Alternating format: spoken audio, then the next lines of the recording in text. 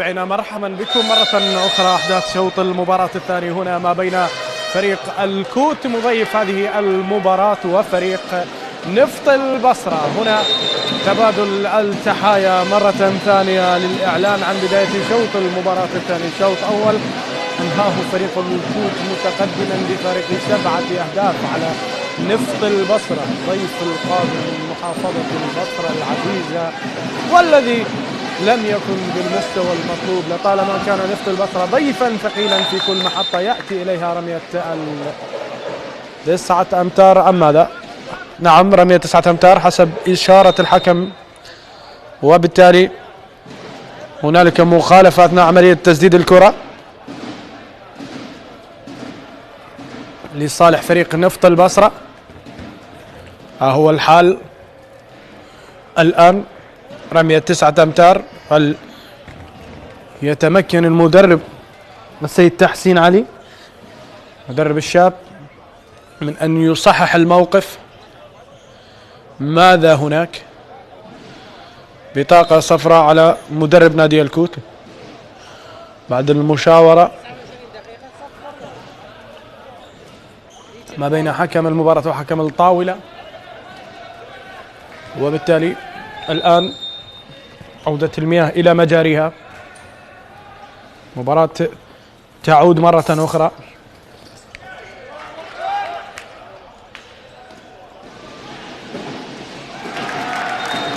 هدف يسجل الكوت من جديد، تسديدة جميلة جدا كانت وهدف ممتاز. 19 مقابل 11 النتيجة حتى اللحظة، وهنا كرة سهلة تصل إلى أحضان حارس المرمى، بينما الرمية 9 أمتار تشار في هذه اللحظات من جانب حكمي المباراة.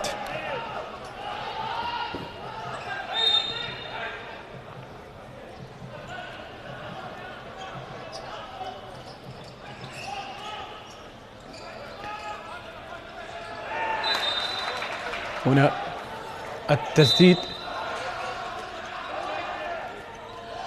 والتصدي ممتاز في هذه اللحظات، تصدي ممتاز.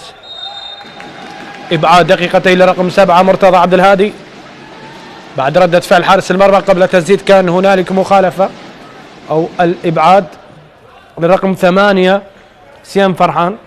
في هذه اللحظات سيلعب منقوص العدد فريق نفط البصرة. اعتراضات كثيرة ورمي 9 أمتار في هذه اللحظات، رمية 9 أمتار.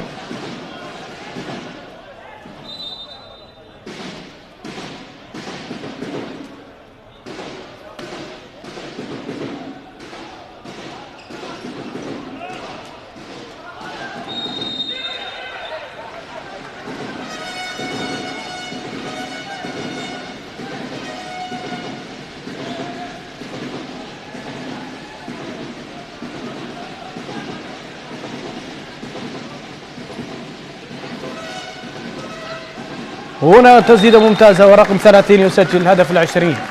الهدف ال20 من الرقم 30 محمد وزير في هذه اللحظات.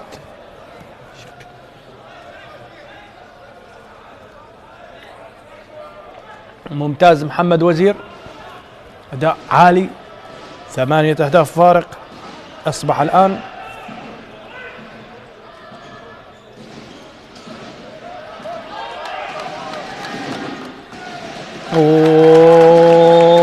فاست بريك سريع والهدف ال21 الآن.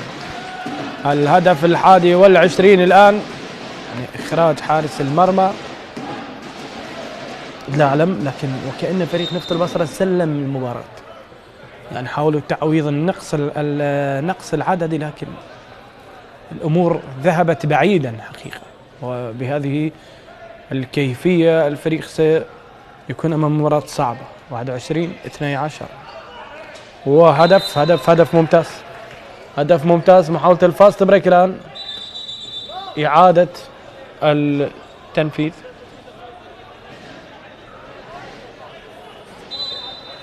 بسبب تموقع اللاعب الذي بدأ الهجوم الأخير.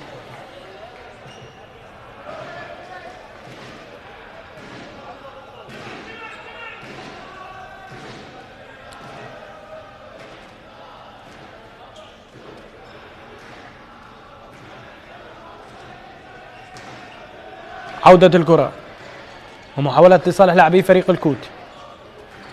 سلسلة من التمريرات في انتظار الهجوم، لكن انتهى وقت الهجمة حسب ما مقدر من حكم المباراة.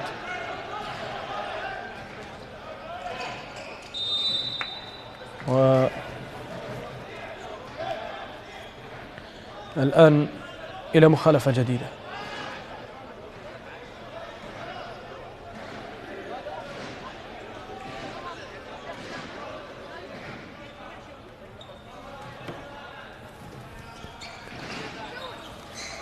هنا التسديد ورمية 9 أمتار، إبعاد دقيقتين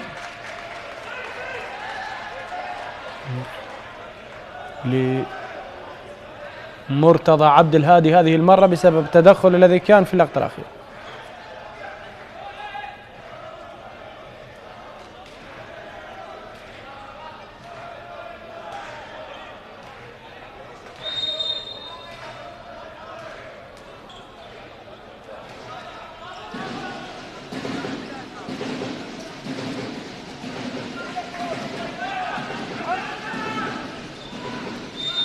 محاولة ورمية 9 أمتار جديدة.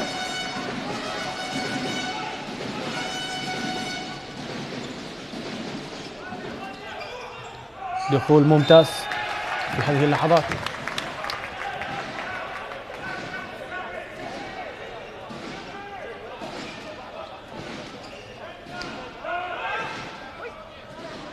وتسديدة وهدف جميل، هدف جميل يسجل حسين حسن. بينما فاست بريك سريع والمحاولة في الجول لصالح فريق الكوت. الجول بجولين في هذه اللحظات. هذا سريع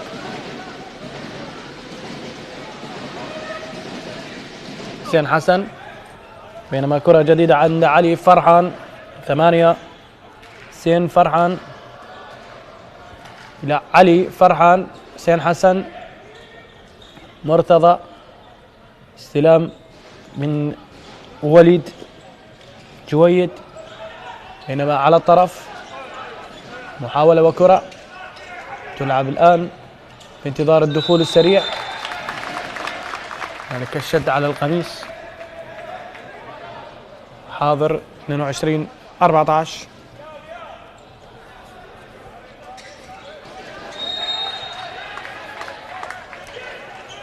النتيجة الآن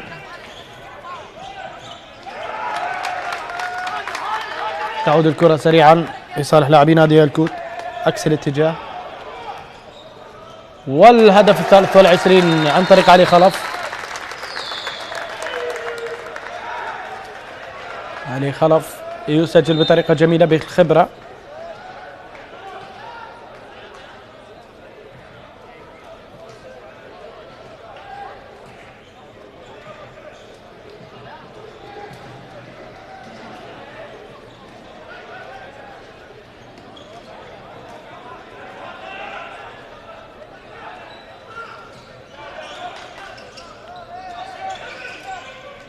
تسديدة وفي مكان جميل.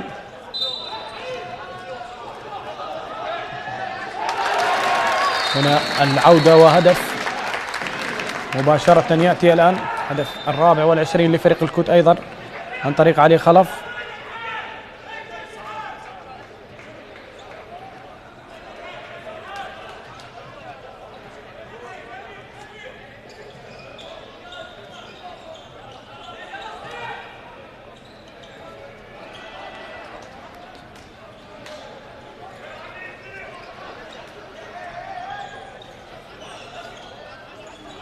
هنا كرة في الخارج.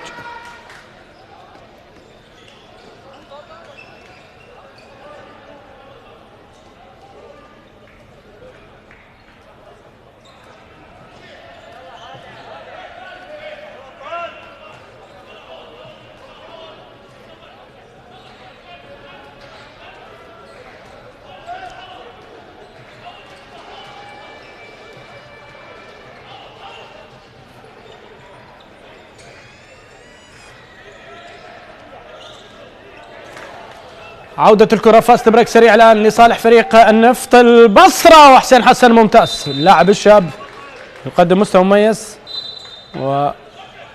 وظهور جميل جدا.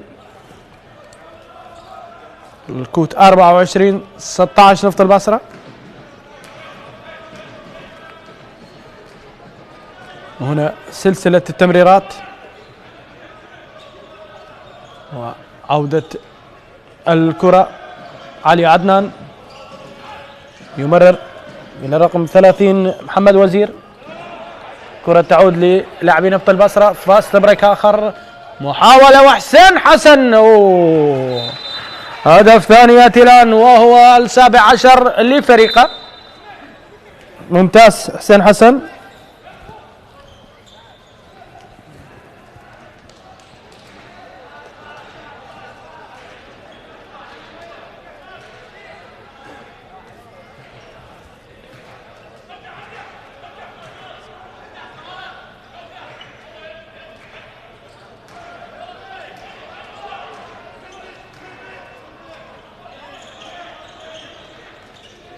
محاولة وكرة سريعة جديد، لكن مخالفة. رمية 9 أمتار.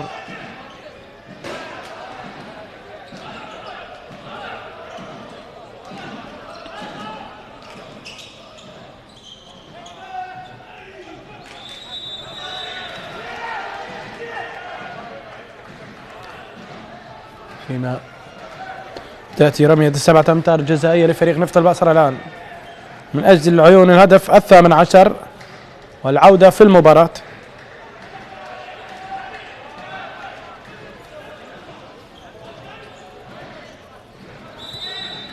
هنا هدف يسجل عن طريق مرتضى عبد الهادي من جديد.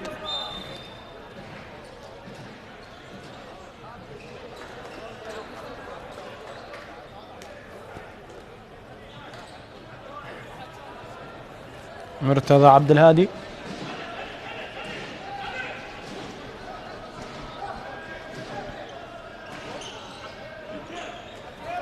دخول وتسديده وهدف جميل جدا.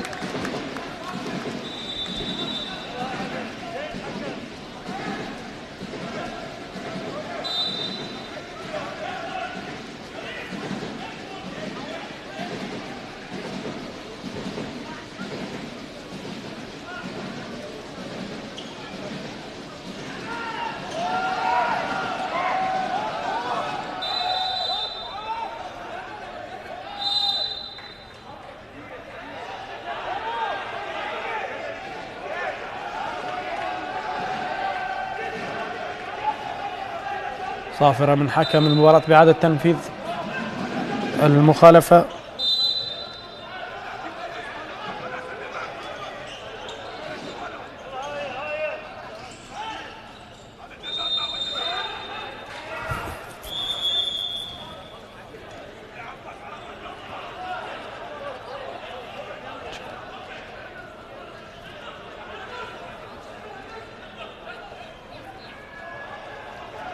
اعتراضات في هذه اللحظات.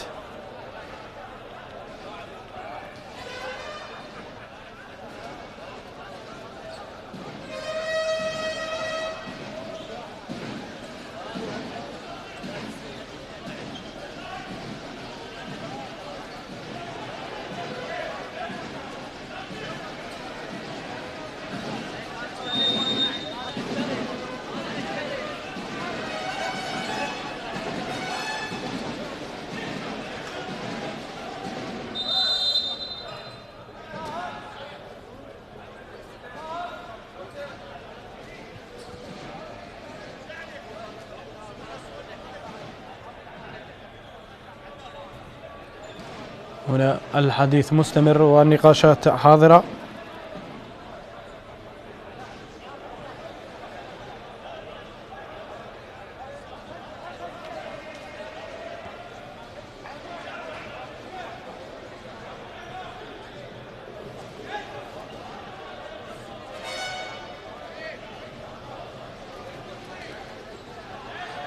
لا زال الحال على ما هو عليه.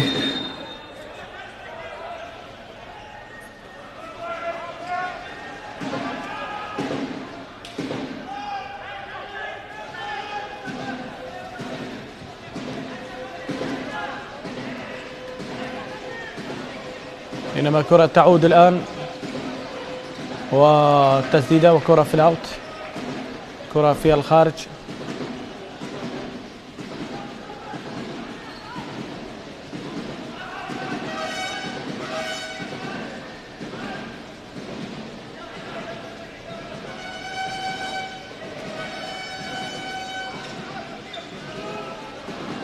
تسديد وتصدي ممتاز من جانب حارس مرمى نفط البصرة. رائع جدا رائع جدا حارس مرمى نادي الكوت أمجد مكي يتصدى بطريقة رائعة والكرة إلى خارج أرضية الملعب. استبسال حقيقي، تصدي على طريقة الكبار ولم يأتي عن فراغ، لأنهم الإمكانيات حارس كبير.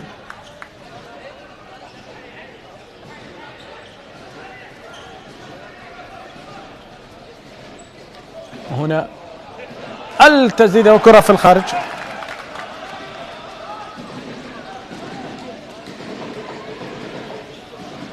كرة في الخارج.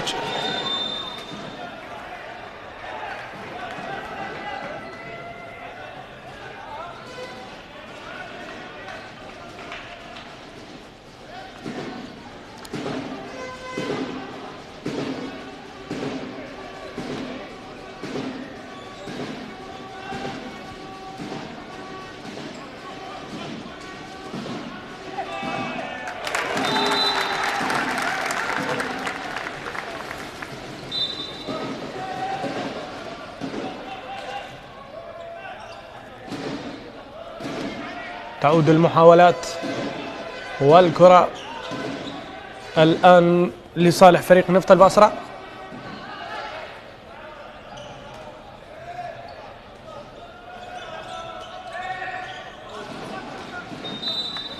فرصة التسديد 18-26 نتيجة حتى الآن، ربع ساعة على النهاية.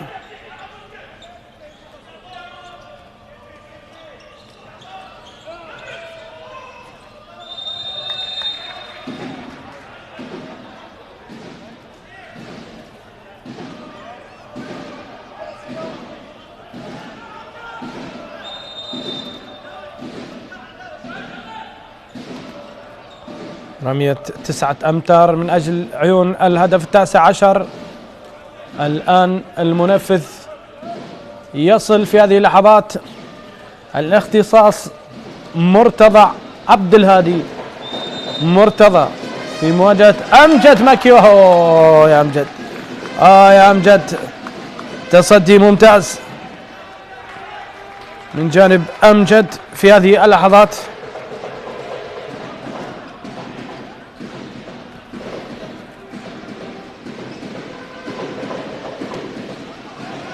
وبينما كرة تسدد الآن،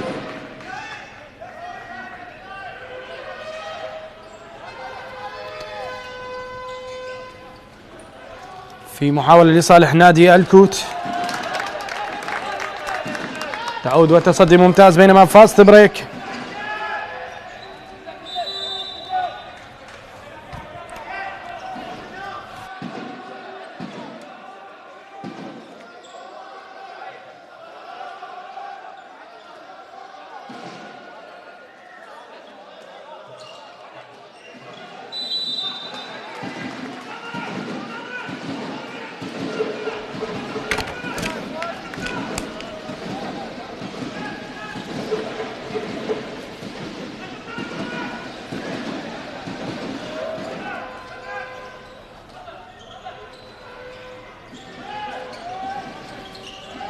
هنا تسديدة في هذه اللحظات وهدف يأتي في هذا التوقيت.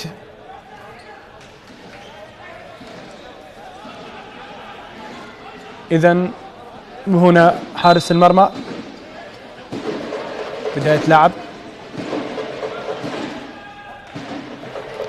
اطمئنان حاضر من حكم المباراة، وتايم اوت في هذه اللحظات. تايم اوت.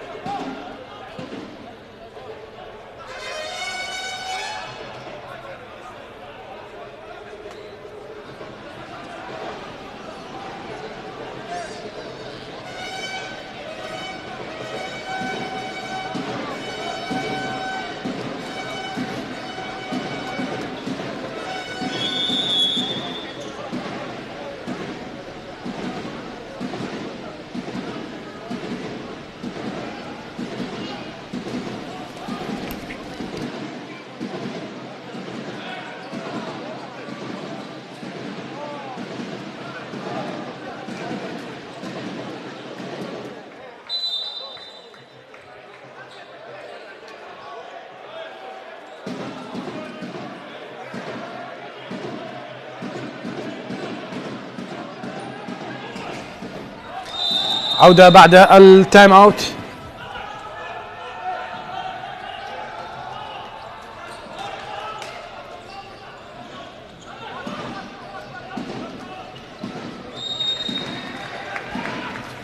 والآن الهجوم يأتي، حضور جماهيري كبير يملأ مدرجات القاعة.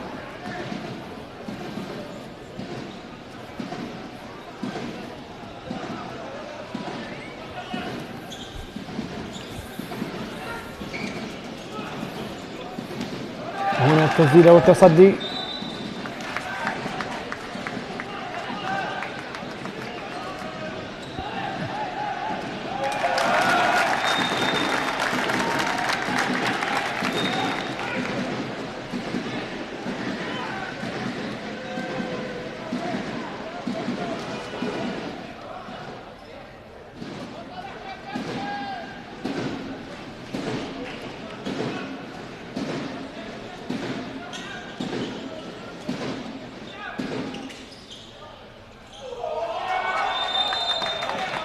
مخالفة الآن.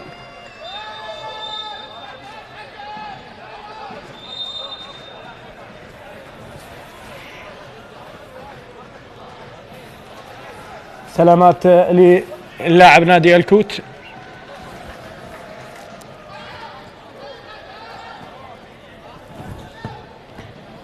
إصابة في هذه اللحظات. كرار حيدر يعاني من إصابة.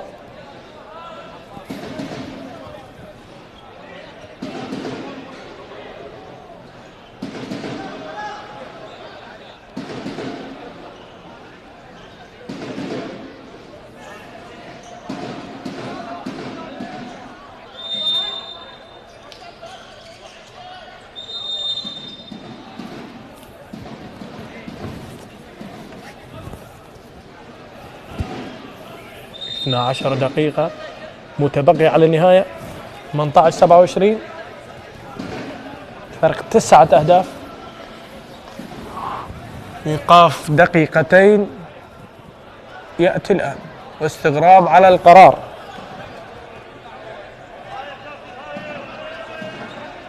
من جانب كرار حيدر غازي.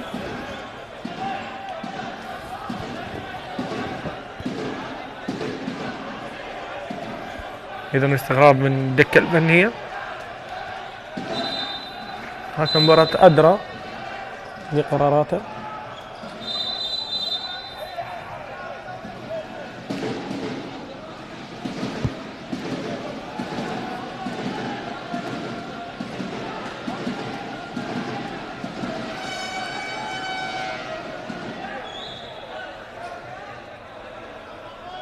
حديث جديد وجدال جديد.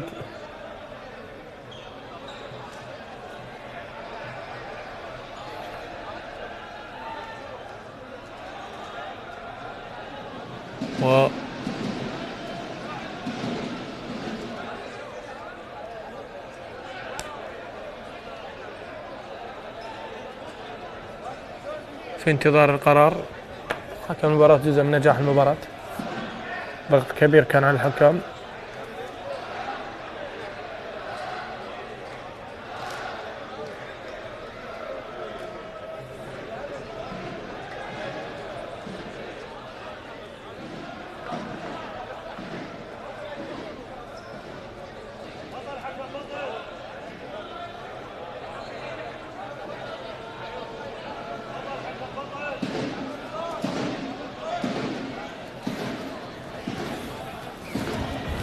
إذن عودة اللعب.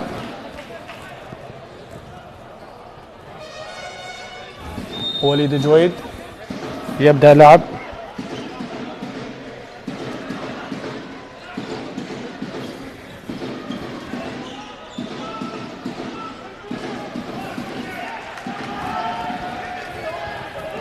وهنا الارتداد والتسديد يأتي. والتسديد يأتي الآن. ممتاز. هدف جديد يسجل لنادي الكوت.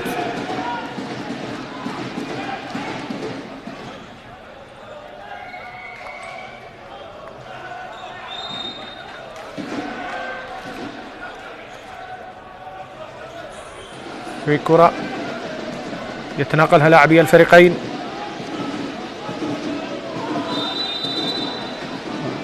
مخالفة في هذه اللحظات. يعطي حكم المباراة رمية الجزاء لصالح فريق نادي نفط البصرة في مواجهة جديدة.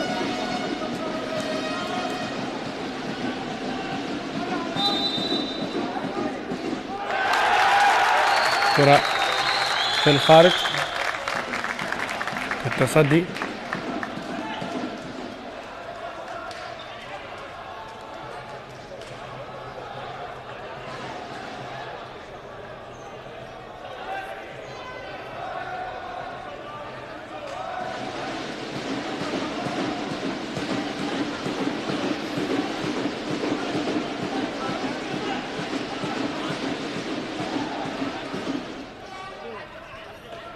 هنا العودة مرة أخرى.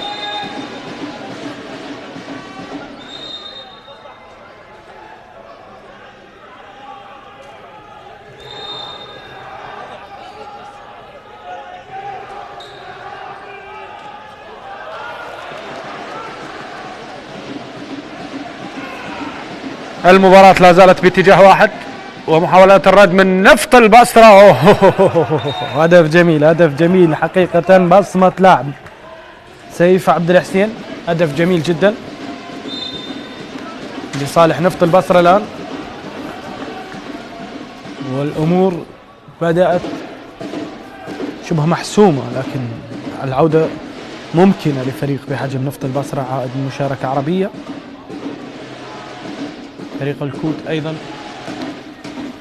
4 لاعبين منا في نفط البصرة، وإدارة نفط البصرة قدمت شكرها ودرع تقديري لإدارة نادي الكوت على التعاون مع نادي نفط البصرة في منحهم اللاعبين للمشاركة في البطولة الخارجية البطولة العربية. هذا ما ينم عن التعاون الكبير والكبير. وهدف جديد، هدف 29، هدف 29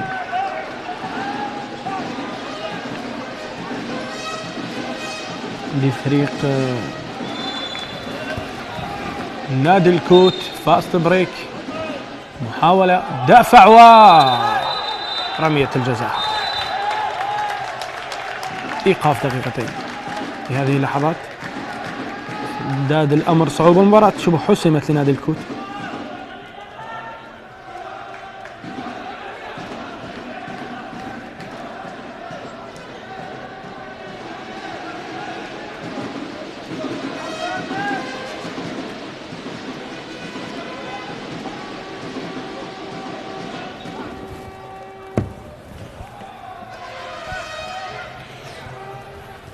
هنا في انتظار التسديد، ويصدها حارس المرمى، يصدها حارس المرمى. برافو حارس المرمى، تصدي كان حسين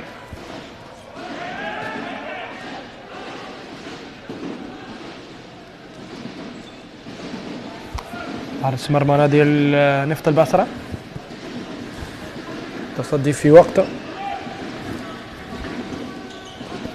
والكوت الآن يحقق انتصاره الرابع هذا الموسم، وكرة خارجة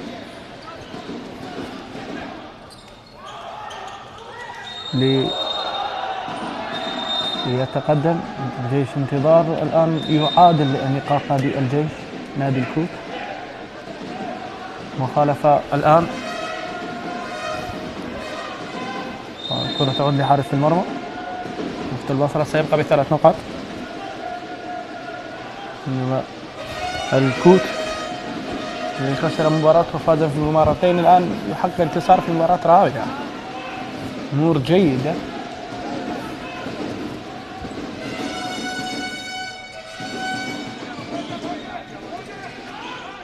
في انتظار تمحور.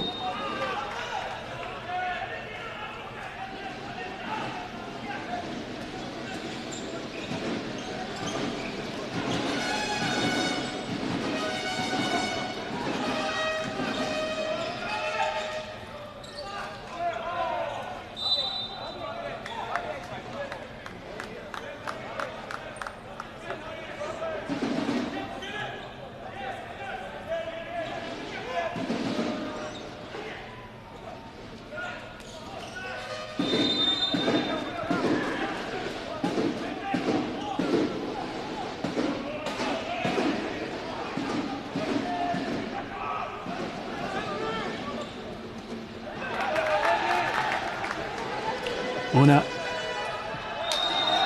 العودة، حكم المباراة ماذا يقول؟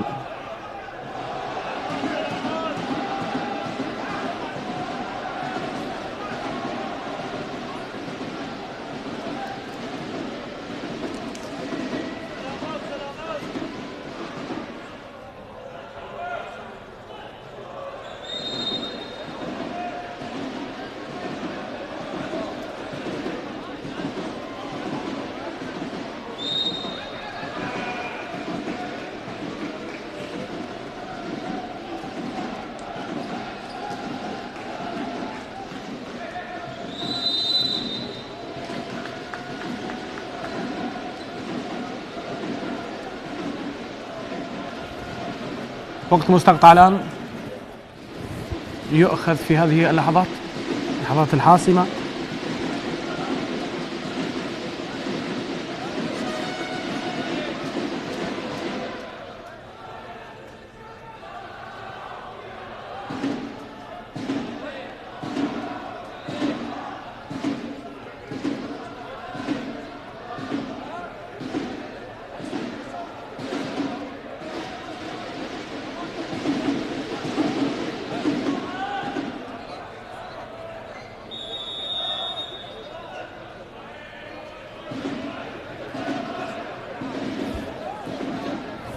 تسعة أهداف فارق بين الفريقين، والآن عودة الفريق الأحمر والفريق الأزرق والأصفر.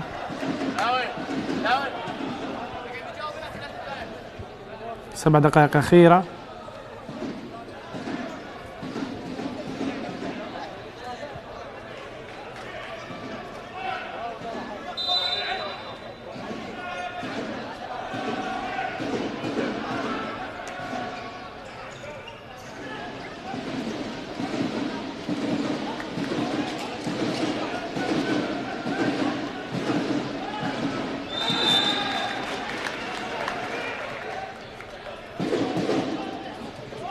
عودة جديدة، ضغط في هذه اللحظات.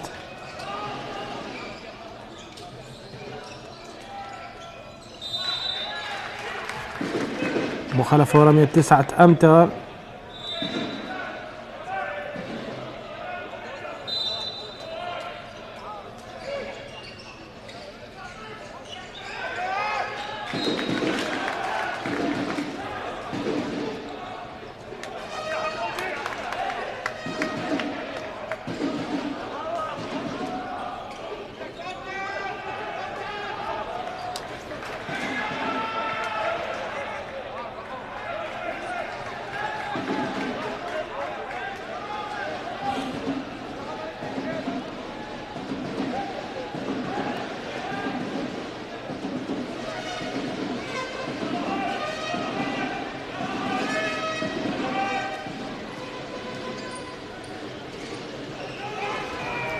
عودة وهجوم سريع الآن، فرصة للاعبي نفط البصرة من هذه الزاوية، ربما نشاهد الهدف، لكن تدخل كان في وقته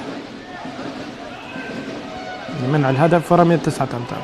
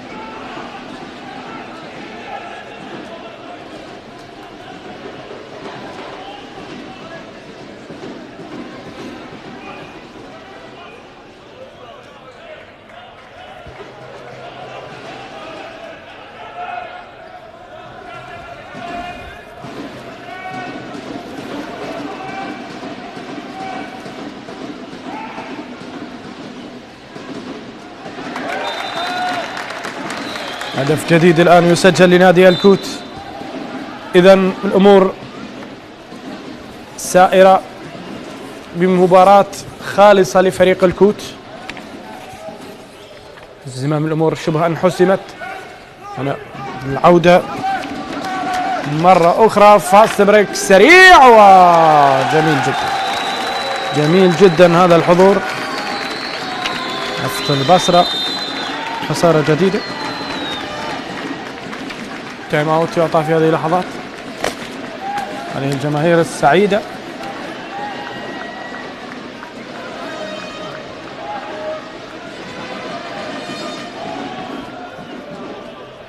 ثلاثين 21 الآن.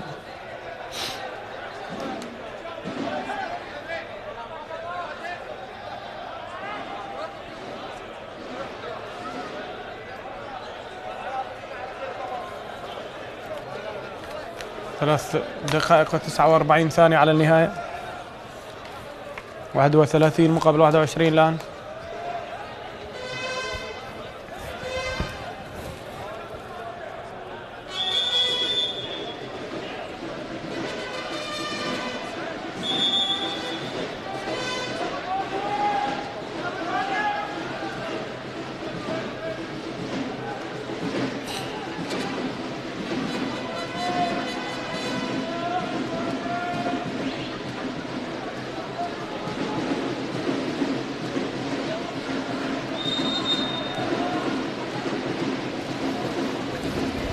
العودة مرة أخرى وحيازة لصالح لاعبي نفط البصرة.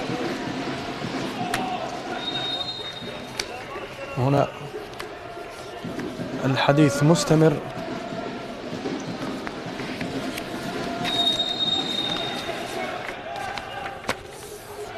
مخالفة وكرة سريعة الآن تعطى للاعبي نادي الكوت من أجل العيون. هدف جديد وهدف، لكن العارضة ترفض الخضوع ومخالفة. أم ماذا يقول حكم المباراة؟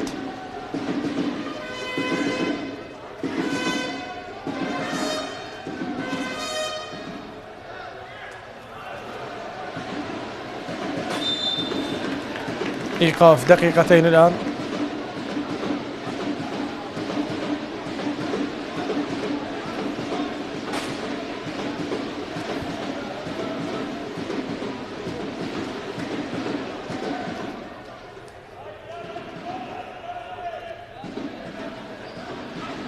إيقاف دقيقتين.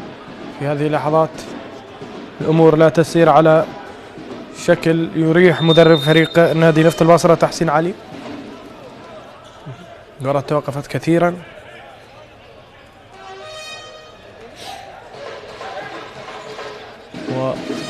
والآن حسين فرحان دخول ممتاز. حسين حسن يسجل ممتاز، يضع الكرة.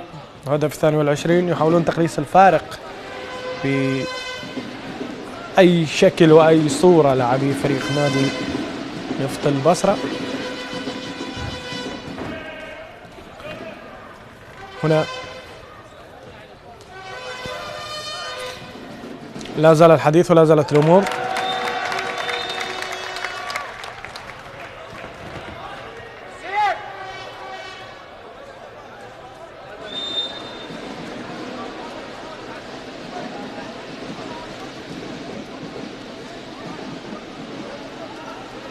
عادت المحاولات لصالح لاعبي نفط البصرة. حاضرة المحاولات من جانب لاعبي نادي الكوت. دخول ممتاز ومرتضى يسجل بشكل جميل. وحسين فرحان رقم 8 والذي دخل وسدد وسجل. عودة الكرة. الهدف 32 للكوت في هذه اللحظات.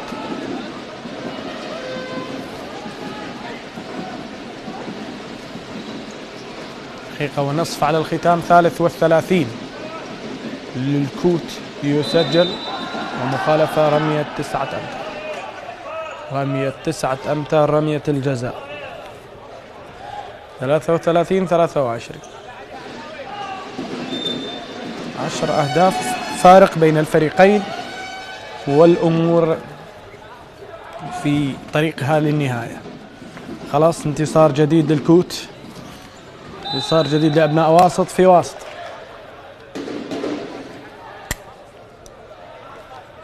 ماشية الأمور معهم.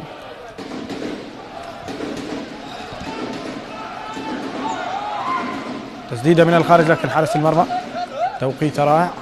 علي عدنان سريع الكرة. والرابع والثلاثين يأتي.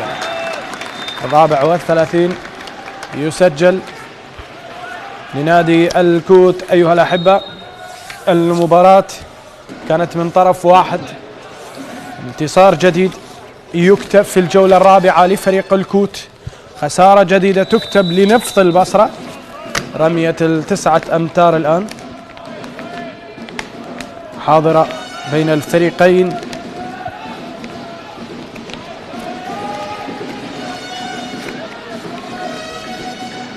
هنا ورمية الجزاء. رمية الجزاء وكرة في الأوت. تزداد المصاعب والمصائب على نادي نفط البصرة. إلى هنا أيها الأحبة حكم المباراة تنهي أحداث هذه المباراة بانتصار لفريق الكوت على نفط البصرة بواقع 34 هدف مقابل 23. الفارق 11 هدفا، ونتيجة كبيرة على فريق بحجم نفط البصرة. إلى هنا أترككم في أمان الله وحفظه، وإلى اللقاء في مواعيد جديدة.